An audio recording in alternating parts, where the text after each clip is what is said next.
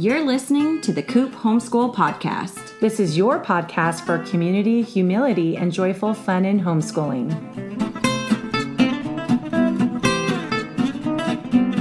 I'm Mandy. I'm Jessica. And this is The Coop. Today, we're talking music education, and we have an interview from a very special guest. Yeah, it was so fun to interview him. It really was.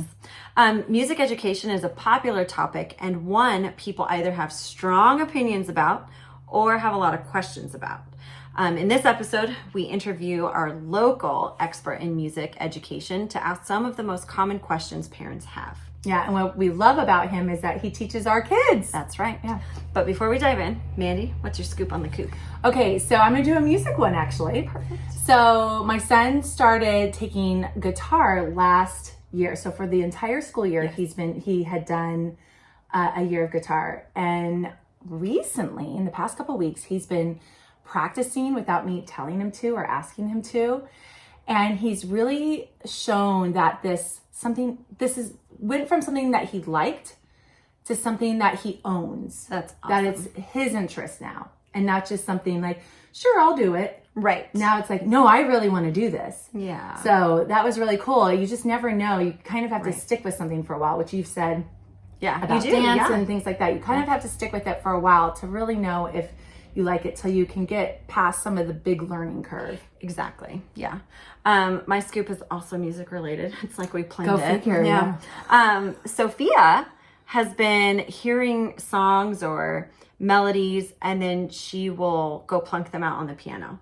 Oh, that's and cool. It's really cool. I intentionally enrolled her in our music program, Sound Beginnings, when she was 3.5, because I knew how important music education was, and I knew that this particular one really emphasizes ear training. Yeah. And it's just been really neat to finally start to see it, because you assume it's there somewhere, but now to sit there and she can transpose a song that she hears to the piano or to the ukulele. That's amazing. And it's really cool. And then once she does figure it out on one of them, it's really easy for her to transpose it to the other instrument, which is like such a hard technical skill, but she does it seamlessly, which means when she learns the technical aspect, like the literal transposing from an F on the ukulele to a C, which is wrong on the piano, that's a random example, she'll actually know what she's doing because she's done it by ear rather than someone like me who has to do it mathematically, and I have to work backwards. So well, I love how having her second instrument of the ukulele for now 2 years has probably just helped her be able to apply music in a fun way. Exactly. So we love our music education. Now, as we've discussed many times in the podcast previously, we are huge advocates of music education, so much so that music is what we would call non-negotiable in our homes, and it's considered part of our core curriculum in our homeschooling life. So both of our families do piano lessons, and then they get to choose another instrument, and so it's been ukulele and guitar. Sophia's moving away from formal ukulele lessons, and I'm not sure if she's ready to pick up something else. Yeah, but she might. I mean, seeing how she's playing with Mm-hmm. music now, she might want to try it on something else. And my other daughter started singing for a while too. Yeah. Using And it's her voice. It's nice because she has, after 2 years and 3 summer camps of ukulele, she knows enough to be able to pick it up, plunk out chords or read music, and she can play along with her dad when he's on the guitar. So she has enough to jam and make it a fun thing. But I don't feel like that one's something I have to push. So it's just really neat to see it be a part of their actual education. And I have some statistics and some information on music education and the benefits that it can provide children. So this is according to the New England Board of Higher Education. They see benefits in the following ways: enhanced language capabilities, improved memory, strengthened hand-eye coordination, powerful study habits, teamwork, heightened mental processing and problem solving. And that one was interesting. So I ended up clicking their little link there, which took me to a Psychology Today article providing providing the results of a study of children who have received musical training to have higher levels of gray matter volume in their brains than their counterparts, which is directly tied to auditory processing and comprehension. So being able to take in things auditorily and then process and comprehend. It's just how critical music is. Really? And then that same Psychology Today article, because I ended up reading the whole thing, also states that formal studies have shown that the highest benefit from music education is seen in children who start training before age 7. Oh, definitely. Yeah. Well, it's another language. It's another language. And so the biggest window of time to teach those things so that it really connects to their developmental growth is between 3 and 7. Yeah. It's still not too late though. It's never too late. But music can always enhance your life. But for those real, true, deep developmental benefits, you want to get there before 7. Yeah. Yeah. Which is actually, when you think about it, there's less pressure to get academics done. So what I love is then have music be your That focus. is your thing. Right. Yeah. Which is how my house was, for sure, between dance and music. That was all Sophia really did up until about age 6. Well, and what I love about dance is, you know, my daughter was put into it even before she was 3. You kind of fudged and let her in a little earlier, and then same with my other daughter. Right. And then they're feeling their body move to the music. So it's just a neat way to combine their need to jump around and move with something that's really developing their brain in such a big way. And we talk a lot about that more specifically in our episode 31, our music and movement episode. So if you have more questions, go there too. And then the National Association for Music Education continues this list with the following benefits: increased emotional development. It fosters a positive attitude toward imagination and intellectual curiosity, develops creative thinking, develops spatial intelligence, and improves self-confidence and a sense of achievement. That's awesome. Yeah. Parenting done. Just get them into music. Music done. Yes, exactly. So as you've probably heard in the past episodes, as a dance educator, I'm a professional in the performing arts world, and I tend to collect other professional educators in my life. And because of my passion, it just so happens that most of those happen to be passionate as well. And so we found Mr. Vince Hanvey of US Music Lessons, and he's exactly that, a passionate music educator. He owns and runs the studio that was kind of a lifesaver to us when we were looking for somewhere for our girls to start ukulele private lessons that was close to home and could be flexible on times, because we wanted it done in our homeschool day. I know, and it's so great when studios are available for that, because then you can be home in the evening. Exactly. We didn't have afternoons together that we could fit it in the schedule. Our kids are in sports and dance, and you're teaching, and yeah. So to have somebody be able to bend over backwards to find a teacher and a time for us was really beneficial. And Vince was super helpful and kind, responsive, and we just really loved the welcoming atmosphere. Our first lesson, we show up and there's a little sign on the board that says "Welcome Ruby and Sophia," and it was just very sweet. And I mean, the front desk people are always super welcoming and kind. And so it just felt like home for us. Vince clearly works hard to hire quality teachers. He addresses issues promptly. When we've had any kind of issue or concern, it's addressed immediately, and you have resolution, which is very important when it comes to your children. He provides performing opportunities as often as he can. When everything was still virtual, they had at least 2 to 3 virtual recitals, and then we got to watch it on. Well, and there was an 80s themed one, so we all dressed up 80s, even as moms. Yes, it was really fun. Yeah, I don't think the girls cared as much, but we had fun showing up to our lesson that day. And so it's just really neat. And then he finally was able this past year to get the kids back out on a real stage for a real live audience, which is very exciting. So not only have our children benefited immensely from his passion and knowledge, but we have found an advocate for music education. You know, and our kids love him. Yes. And he looks for that. He looks for people who can connect with the children. Yes. Because that affects how they see their music. Absolutely. That experience with a teacher. Exactly. Yeah.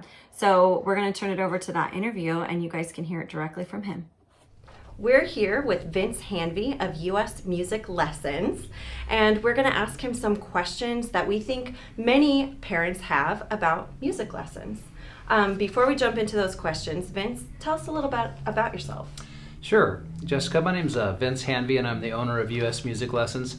I actually founded US Music Lessons about 10 years ago. I felt that music education was coming out of schools and there was a real vacuum there. And music's always been a big passion of mine. So we started off with about 20 students 10 years ago, and now we have about 430 students here at the school. That's a story of success right there. Well, yeah, it is. It's kind of one that I never dreamed would happen, but one day I looked up and there it was. And we've been blessed with having a lot of great families, and I've just gotten a lot of fulfillment out of doing this. So I wanted to do this podcast to hopefully give you some of my experience over the last 10 years regarding music lessons. That's wonderful. That leads me right into the first question, which are, what is the benefit of music education? Well, Jessica, the first thing, I always am tempted to go to the scientific research because there's a vast amount of that out there. Johns Hopkins University they're at the forefront of that. And they made this connection in toddlers about music and math, because there's so much math built into music as it is. Yes. And to this day, Johns Hopkins University has a summer program even for college students who may not like to do math or science, to help them to access that through music. And of course, we've all heard about the studies of middle schoolers who have taken music lessons and how they outperform their peers in class. But I would like to speak a little bit more to what I've seen here in my own studio. How many times have we seen a kid come out of their lesson and they've done their musical milestones test, they've been practicing for it, and they nailed it, and they're super excited. Yeah. So this is a skill that gets, I would say, encoded in their body. It gets encoded in their head. Hey, I can really do this. I have a student, my first student, his name was Brandon, and he was 8 years old when I started teaching him. And I taught him for 10 years. Wow. And he went to the Musicians Institute up in Hollywood, and he just graduated. Aww. And guess what? He's coming to work for me as a teacher. Oh, that's awesome. So music education has a lot of benefits that you don't even see really until later. And I can't remember a time when I've talked to an adult who said, one of my big regrets is all those music lessons I took. Right. People are opposite quite often. They regret not taking piano or continuing their piano lessons. Yeah, that's what my husband and I always say. Like, we stopped taking piano lessons basically when we entered junior high, and we regret it. Both of us. And I'm still tapping into what I learned even just at elementary age as I'm helping my son with his piano. Great. Yeah. Yep. So that's an added benefit. It does stay with you. It can stay with you for a lifetime. And just one other thing, I often get videos from families who maybe had like a Christmas event or something like that. I believe you sent me one, actually. Yeah, we did. From your kids playing at an event, and that just warms the grandparents' hearts. I mean, you're changing feelings. You're creating moments with that. So those are some of the, I would say, more experiential type of benefits of music lessons. I love all those amazing benefits that music can offer. Knowing that, what age do you recommend that parents start looking for music education or lessons for their children? The short answer to that would be as soon as possible. With that Johns Hopkins University study, we find that kids can benefit as early as 2 years old. Wow. From that type of interaction with musical instruments and musical concepts. We have a program here at the school called Music Fun Time for kids 2 to 6, specifically for that. For private lessons, usually about 5 is the time to start a kid on private lessons. I think they have the attention span and the ability to really get the most out of it. And you as a parent, you want to make sure you're investing at the right time in that type of situation. Right. So. Does a child need to know how to read in order to start private lessons so they can learn the scale and the music notes and things like that? There is some validity to that. Okay. There is some validity to that from that point. There is that oral type of hearing that a child may already have a natural ear. And we've seen that in kids that are very young who can barely read. Music Fun Time and other type of group classes are a great way to prepare a child for that. Yes. So they can at least learn the names of their notes, A, B, C, D, E, F, G. So that's a great jumping off point. I would say it's good to have that in place, Mandy, but not totally necessary. Okay. Yeah. So if parents have kind of started the music education in a more general fun time area, at what point do you recommend starting an instrument, and what instrument do you recommend? Piano and any type of percussion instrument is usually a great instrument for a 5-year-old, 6-year-old to get involved with. Sure. With piano, it's very easy to get a note. You just hit a key and there you go, right? Drums is a great way for especially little boys to just get out, that energy for kids who are more kinetic and stuff like that. A simple stringed instrument would be a ukulele. Mm-hmm. But really, for stringed instruments, in our experience, we usually start kids around 7 or 8 years old on guitar and stuff like that. Sure. Violin, we have had some young prodigies come in, obviously. Of course, always. But that, once again, is a trickier stringed instrument, and you should have the expectation there's going to be a little bit longer of a learning curve with those types of instruments. Yeah, and it's nice when kids feel successful right away. Yeah. And so with the piano, I feel like you can teach them Twinkle, Twinkle, Little Star probably pretty quickly. Yeah. And they're already having a win and saying, Mom, look. Yeah. And then that builds on another win and another win, and before you know it, they're doing a recital and they've really started to embrace it. So that's cool. Yeah. Mm-hmm. Do you feel like there are instruments that are better suited for certain kids at certain ages? For example, you have the kids who have an idea already. They want to play the tuba and they're 6 years old. Right. Do you feel like it's important to kind of guide them in the right direction, knowing that they might be able to switch over later? Yeah, that's a good point, and that's the strategy. Right. Now, I have had some kids who have been dead set on learning electric guitar because they heard like Crazy Train by Ozzy Osbourne, and suddenly they think they're going to be an electric guitar player. That's cool. That's my son. He sings that song around the house. Okay, well, there you go. And I don't think you want to dampen that enthusiasm for the instrument, but at the same time, you got to take the age into consideration as well. Absolutely. There's a balance. Yeah, I was going to say the size of their hands probably matter when it comes to certain instruments as well. Definitely. Yeah. What quality of an instrument should parents be looking for when they are starting lessons and choosing that instrument? Well, I'm going to cover a few different instruments here. I'll start with guitar because that's my main instrument. I always recommend that parents kind of avoid the Costco $50 guitars. Sure. Because guitars have to be tuned all the time. Mm-hmm. And you want a guitar that's going to stay in tune and that's going to be set up to where it's easy for the child to be able to play. Mm-hmm. And that usually happens at about the $90 to $140 range as far as a guitar. And you'll want a three-quarter scale guitar for ages from 7 to about 10 or 11 before you would go into a full scale. For violin, I would rent a violin in the beginning. Yeah, it's a great option. Because the ones that are really worthwhile, once again, it's back to that tuning thing. You can buy a $150 violin, but the bridge is going to be cracking off like in about a month, and it'll be going out of tune.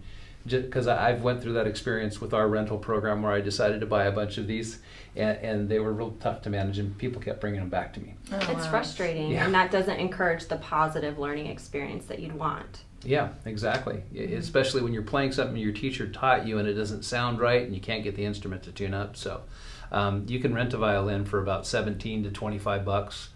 And a lot of places, ours included, we rent violins as well. And all the money that you put towards that violin rental can go towards the purchase of one. Sure. At the end of that's awesome. When you decide. Yeah.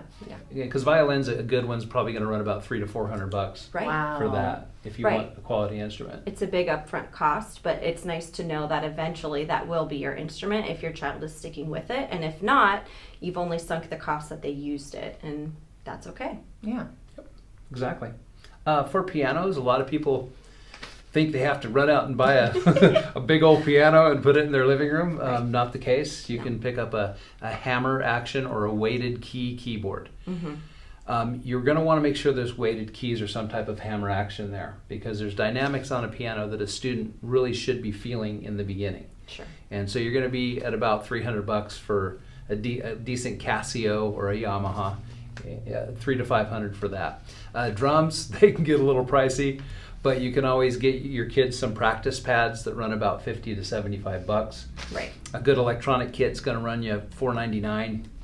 So, that's a little bit more costly, but they do have electronic drums, so you don't necessarily have to put a big loud drum set in your kids' room. So that's, you just hear the constant tapping. Exactly, right. So there's a few options for parents in that regard. Let me go back to the piano. So when we were looking at pianos, they have the full, I think it's 88 keys, right? Mm-hmm. And then they have like 60 keys ones. Should you go ahead with your first piano, get the full range, or can you save some money and go with a smaller keyboard?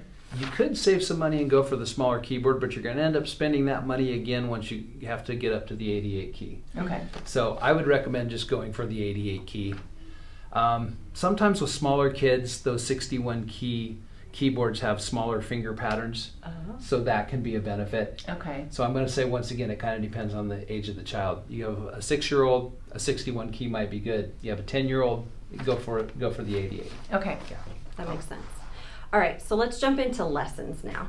I think before parents go and shop around, it's important to know what is expected in a lesson. I don't know how to measure the quality of a studio or teacher if I don't know what to expect from the lesson. So what do you think that a parent should expect in a music lesson? That's a great question. First and foremost is you want to know that there is a plan in place. Your child should be going home with some type of idea of what they need to be working on when they're away from their lesson. Okay. First and foremost.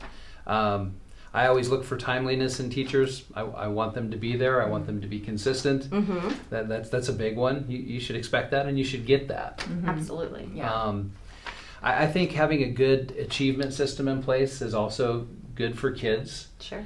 To know that they're actually moving in a direction and a gradient. So those 3 things from a studio I think are the most important. I personally, when I vet my teachers, they all have a bachelor's degree or greater, which isn't totally necessary. Sure. I mean, sometimes it's just a matter of the rapport with the child. And I've got teachers that have been playing music for 35 years, and they're just awesome musicians and awesome teachers. Mm-hmm. So it's not all about the degree, although that happens to play into my hiring process. Right. And so I'm just trying to give you a vision of how I hire a teacher, so you'll be able to do the same. Absolutely.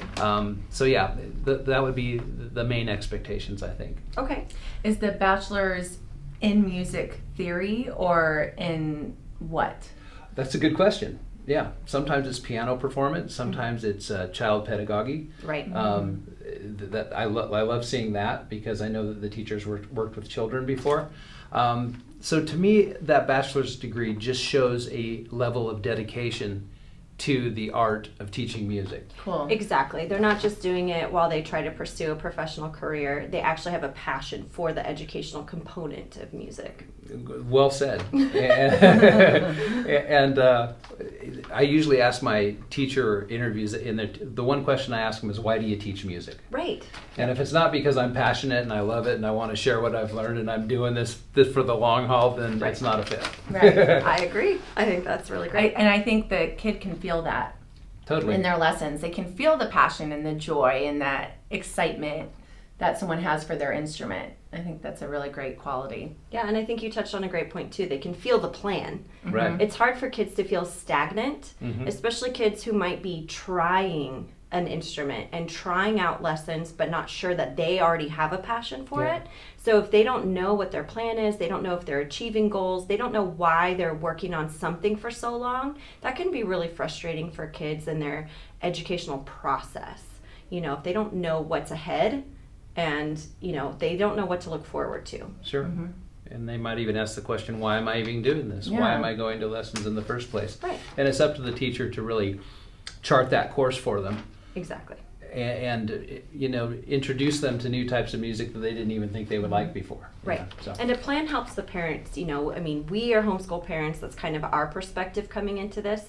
We encourage our kids at home. And so if we know that there is a plan, we can help them through the tough days. Sometimes practicing a song they don't like or a technical skill they don't like can be really difficult. Definitely. Yeah. Yeah, and knowing that there's a recital opportunity, it Right. could be something they get excited about and work towards, or they say, okay, I just want to watch this first recital and then go to the next one and perform at the next one. Right.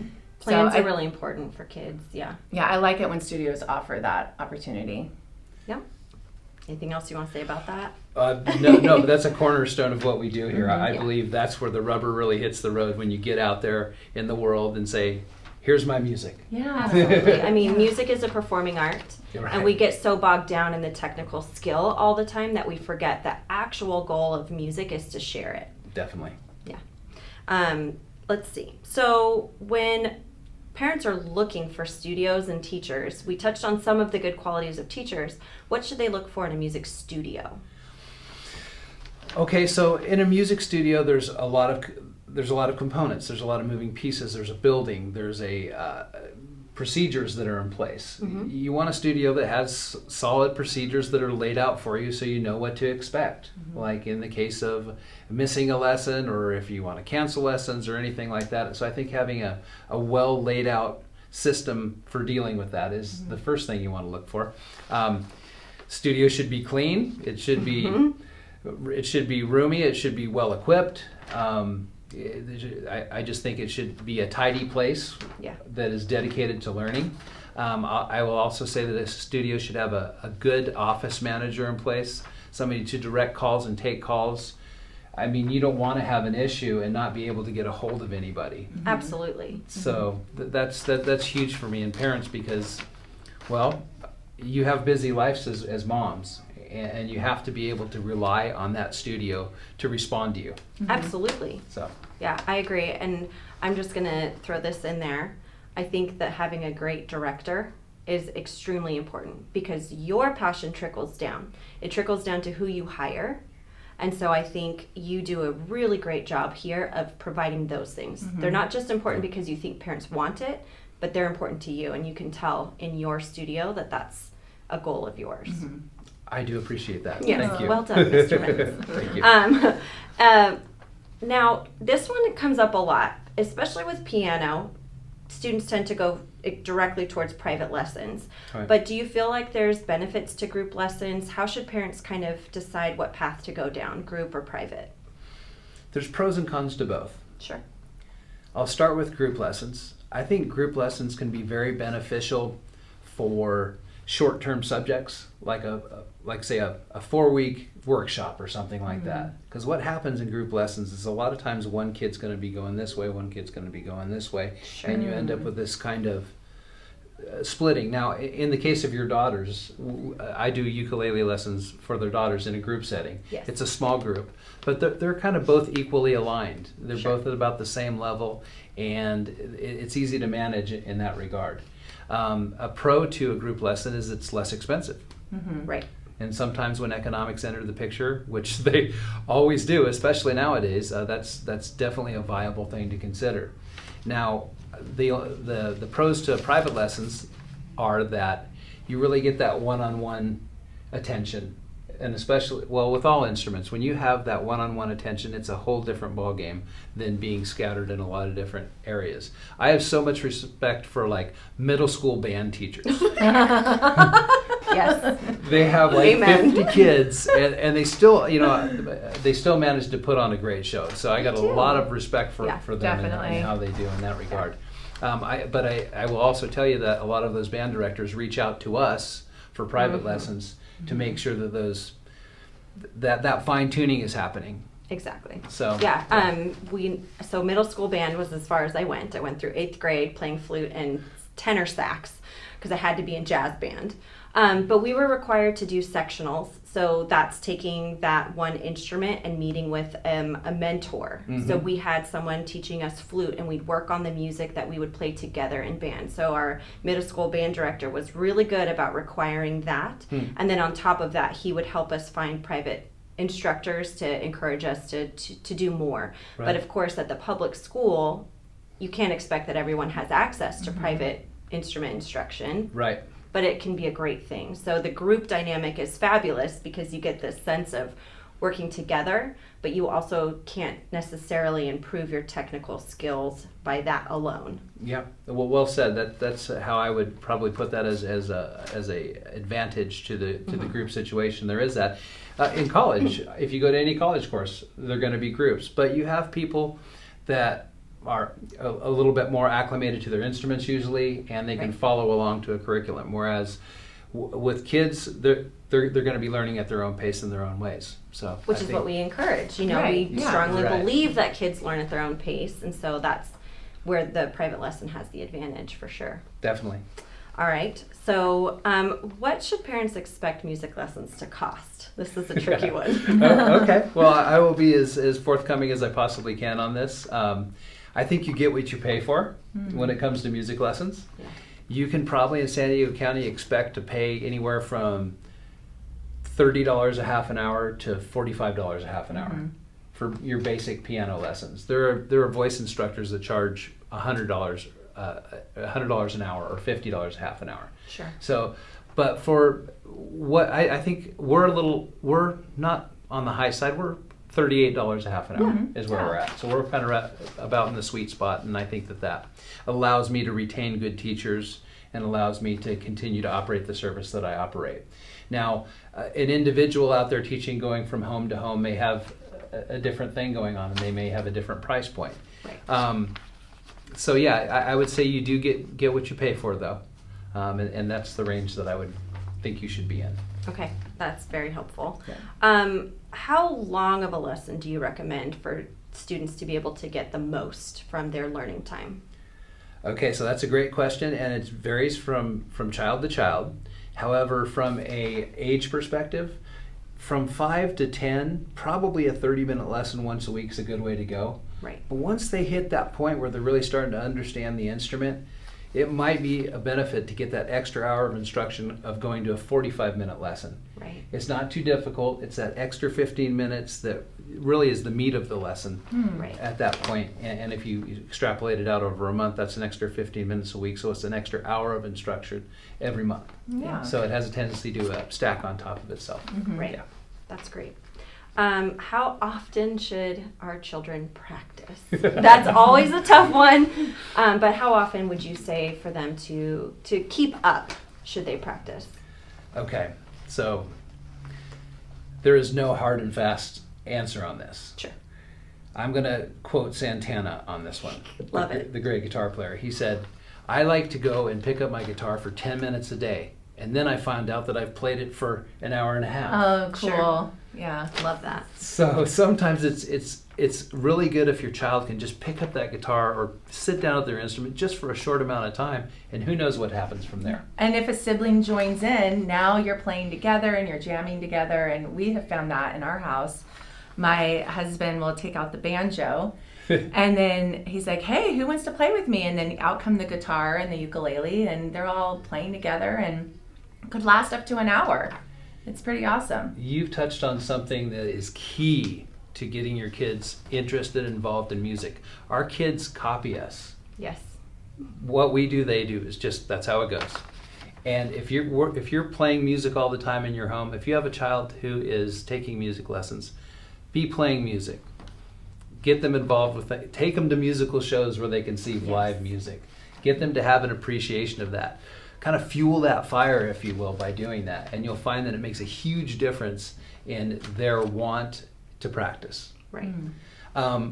Now, I think that children should really be sitting down and practicing for 30 minutes a day, 4 days a week. Right. That would be the optimum. Okay. Do we ever get to that perfect status? I don't know. Some kids do. Yeah. Some kids really latch onto it and go for it. But if your child's not doing that, have them just pick it up every day for a few minutes and see what happens. Right. That's great advice. Yeah, I love it. What challenges should we be aware of when our child is involved in music lessons? The first one will be the ebb and flow of their interest. You're gonna see that, and I have parents tell me after 6 months we're quitting lessons because they just don't show interest anymore. Right. That's a natural part of the process. I mean, myself as a musician, I love playing music, but there's some weeks when I go, I'm not going to play. I don't want to play. Yeah, life is hard, and life has other challenges that can affect your music. And Yeah, sure, exactly. There may And your availability and your free time. Sure. Yeah. And so you'll want to have a sensitivity to that, to realize at that 3-month point, if your child doesn't want to go to lessons or something, just kind of stick with it, stay the course. So that's one thing that's one of the challenges that you can expect. Another is not setting a regular time for them to practice. Oh yeah. It's easy to say, well, we're going to do it every day at 5:30, and then you get to the real challenge of 5:30, and That's so, not how life works all the time. Right. Yeah. And to be okay with that, I think is a great way to handle that that expectation. And expectations are It's a tough yeah. Are what do they call it? Expectations are resentment, disappointments waiting to happen, or something like that. Love that. So true. Pretty accurate. Right. And that's not to put an impossible type of bent on it, because it's not. But that is one of the challenges Right. that you can look at. You certainly have the kids who need schedules and rigidity, and that's just how they operate. But I don't think that's the majority. I would agree. And it with shouldn't be the fight for practicing. It shouldn't be the fight for music lessons if it doesn't need to be. that. Right. I agree. All right. Okay. So this one is the atypical child. So what if you have a child with ADHD or autism or Asperger's or another learning type of challenge? Can they take music lessons? What's your experience with that? I will use my experience to answer that question. Okay. I started teaching a kid named Ryan when he was about 12 years old. This was about, I think, 8 years ago. Okay. And he had Asperger's. And I would go to his lesson, and I think over the course of 3 years, the first 3 years, he spoke like maybe three words to me. Oh Wow. And I just kept going, and I just kept going. But I could tell that he understood what was happening with the music. Right. And a lot of time, autistic children and children on the spectrum have a real sense for music.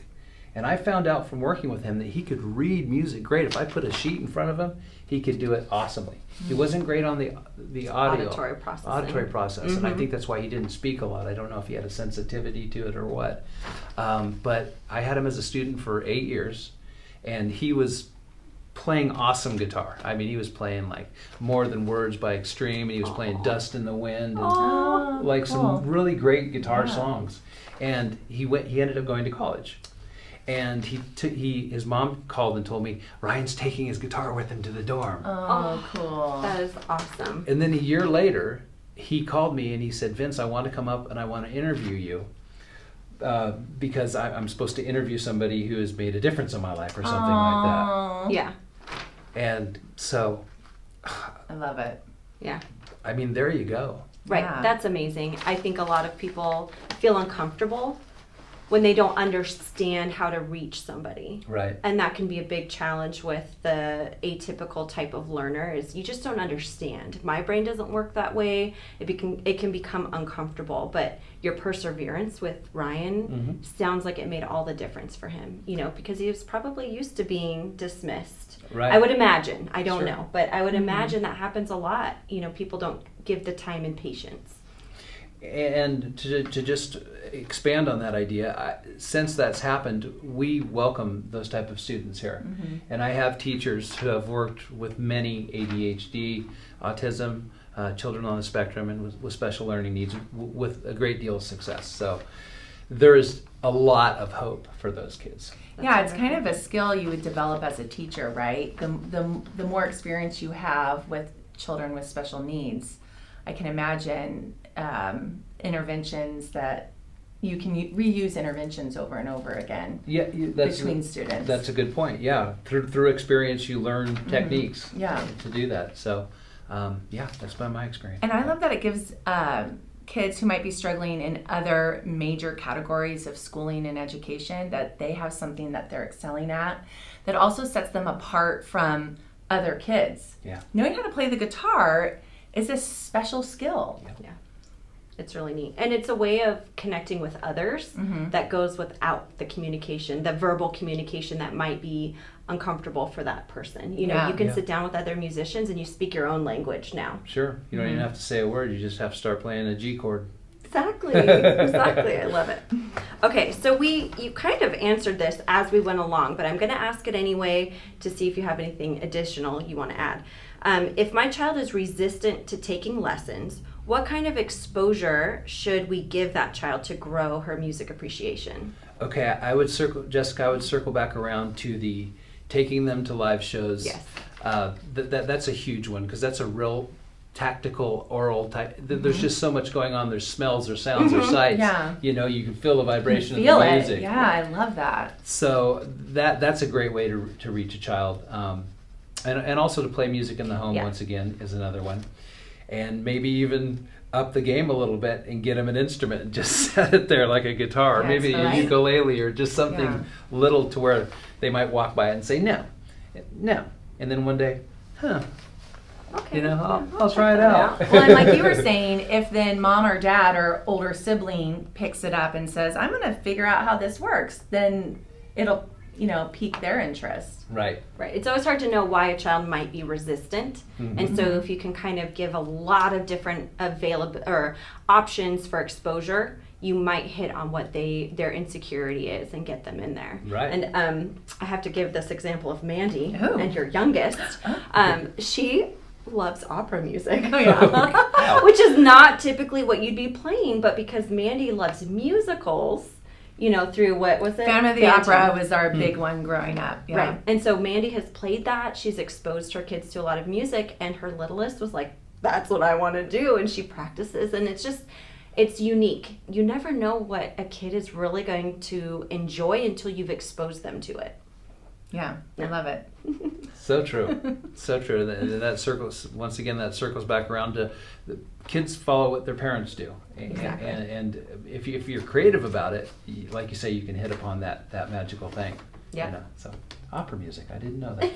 Well, Phantom of the Opera. Phantom of the Opera. Carlotta. Yeah. But then you've studied opera music since then, Well, right? we did a theme one year, Make a Joyful Noise unto the Lord, and that was our homeschooling theme. So then for the first 4 months we studied musicals, and we got this book called Musicals, and we started with some Doris Day ones and worked all the way through, and she really attached to a lot of those movies we watched and listened to in the car. And then the second half of the school year we learned about Elvis Presley and watched documentaries and learned his music, and then the Beatles as well. And but yeah, she loves to do Andrew Lloyd Webber songs. She loves that whole CD of his best of, memories and all that.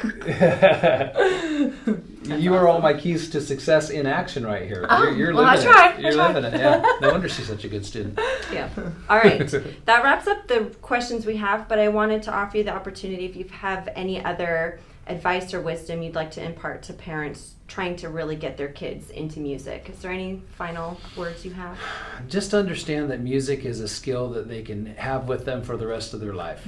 There may come a time, when they're in college and there's a little bonfire down there and they're feeling nervous about it, but they bring their guitar down there and suddenly they start playing, and music creates moments. And for me, it's made a huge difference in my life. So that's why I started my own music studio, because it meant that much to me. Yeah. But I would just say also stay the course with that. You don't have to force things, but just stay the course and give them a chance to explore it. I love it. So that's all. Well, thank you guys so much. Okay. I learned so much sitting here. I love it. Yeah. I'm very passionate about all performing arts, but I just love hearing from you and what you have Yeah. to say, and your passion is evident in all that you do. So Thank you. Thanks, Jessica and Mandy. It was a lot of fun, and I'm beaming right now. So we're trying out something new with our interviews this season, because we already asked a bunch of questions. So instead, we're trying something that we're going to call game schooling. So what we're doing is recommending a couple of games that go along with the topic. So we just had this wonderful interview from Vince about music education. And so are there games that you can encourage at home that continue the love and joy of music? Why don't you tell us, Jessie? There are. So this is one that I have, and I thought it was really fun. We ended up buying it from the Museum of Making Music, which we have locally. And it's called Classical Snap. The Museum of Making Music is in Carlsbad. Yeah, Carlsbad, yeah. It's in Carlsbad over by Legoland. Yeah. So if anyone's ever out this way, I highly recommend going there. And they have a bunch of instruments and stuff that the kids can actually play with, like guitars and cymbals and drums. And this shirt is from the company that owns it. I'll read the back. Museum of Making Music, Carlsbad, California. It's a NAMM. It's in the NAMM building. We have a NAMM building yeah. there. And then the front of my shirt says, what does it say? Music brings the inside outside. Yeah. So anyway, I love the Museum of Making Yeah, Music. and it takes about an hour to go through, would you say? No, Yeah. It's very brief if you want it to be. I could read everything. And totally. There's buttons to hear instruments that you can't touch. Starting back, at the beginning. From Seuss. Well, yeah. Well, ragtime. They have ragtime there. They have vintage organs there. This isn't even our session. This is game schooling. Let's get back to that. Yes. But from there, I always take pictures of what I see there that I want to add to my homeschool collection of musical items. And so Classical Snap was one of them. And so it's just the Snap card game. And so there's different ways to play. Sometimes we play it like Go Fish. Do you have Beethoven? Oh. So it's all the... that's awesome. It's classical composers. And so you get familiar with the names. It says a little bit about like what they wrote. Like we know Sergei Prokofiev, and he wrote Peter and the Wolf. And he wrote, I think, Romeo and Juliet. Midsummer Night's Dream? There's a lot Mendelssohn wrote Midsummer Night's Dream. Well, there's a lot of squinting going on here. There's a lot of supposing over here. But, like the familiarity of the names and then connecting them in history. And then as she's getting those songs on the piano, she's playing a Handel song. And now she knows, what song that is. Is Handel the same as Handel? Or is that a different person? It's probably the same, but it's German. I know it is Handel. Yeah. So I'm guessing the pronunciation is not even accurate for either version. I know. But no, I bet it's right. Yes. But there's also, we also put on our accents every time we play the game because it's really fun. And are you like Beethoven? I can't think of the other names of the composers, but now we know them with these silly accents. Amadeus, Mozart. Yeah. So we say it in these funny voices. So we really like that game, and August is just about old enough, to be able to play it with us now. And how fun. Yeah, so it's just really neat. So if you are interested in, music history and composers and all of that, it's a great tie-in to music education. And then there's one that I've been really wanting to try. It's been on my list for years, and I just haven't gotten it for some reason. So I think it's time. I think it is time. It's only $24. Exactly. It's called Spontaneous.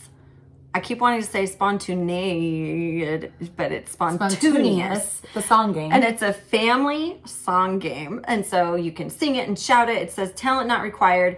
And it's a party style game. And so that one would be fun when the cousins come over to play this game together. So so I'm excited about that. And, there's games that you can play on as apps, have the song lyrics on your forehead, so cool. Whatever those games are where you dip your phone forward and it comes up and people have to try to make you guess what song it is. And so we'll put that in our we'll link it in our show notes. That's what I was going for. Yeah. So we'll put that there for you. But these are some fun, exciting ways to add to your homeschool music life.